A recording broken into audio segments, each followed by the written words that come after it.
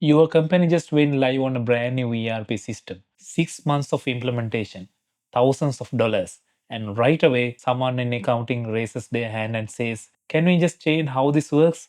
Our old system did it differently. And that one request, that one tiny change is where the real trouble begins. Hey everyone, welcome back. If you work in finance, IT, or operations, or if you are involved in any ERP project, this video is for you. Today we are talking about ERP customization. Why companies do it, why it feels so reasonable in the moment, and why it almost always ends in pain. First, let's be clear about what we mean by customization. We are not talking about configuration. Things like setting up your chart of accounts, your approval workflows, your company structure. That's normal.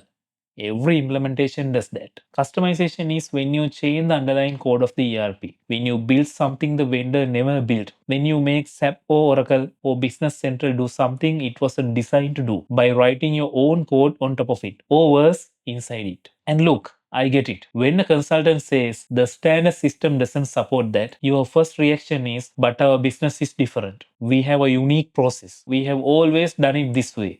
Here's the hard truth. In most cases, your business is not as unique as you think. And even when it is, customization is almost never the right answer. Here's why. Reason 1. Upgrades become a nightmare. ERP vendors release updates constantly. When you run a clean standard system, you apply the update, test it, go live, straightforward.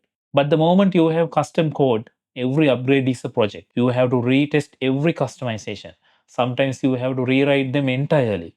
Companies have skipped major versions upgrades for 5 or 10 years just because the customization burden was too high. That's a massive security and compliance risk.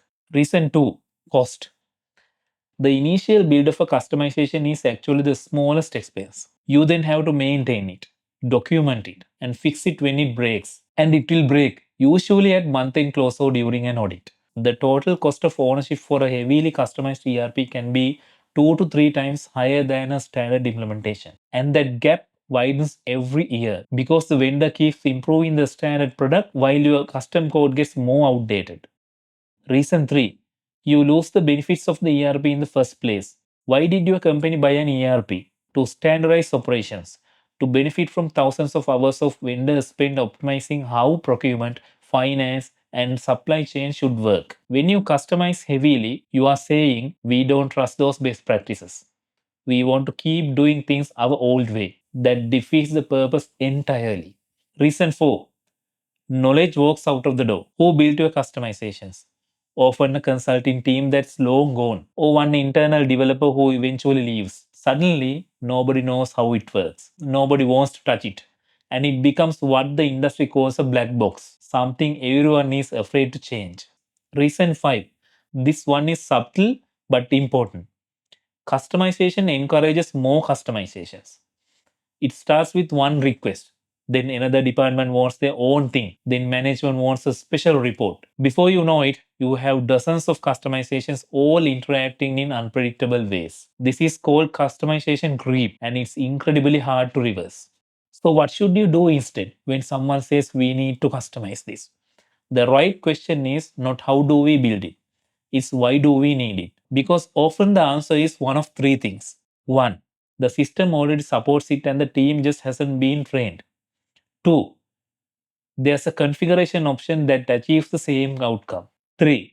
The business process itself needs to change, not the system. That third one is the hardest sell. Nobody wants to hear you need to change how you work, but that is literally the point of an ERP implementation.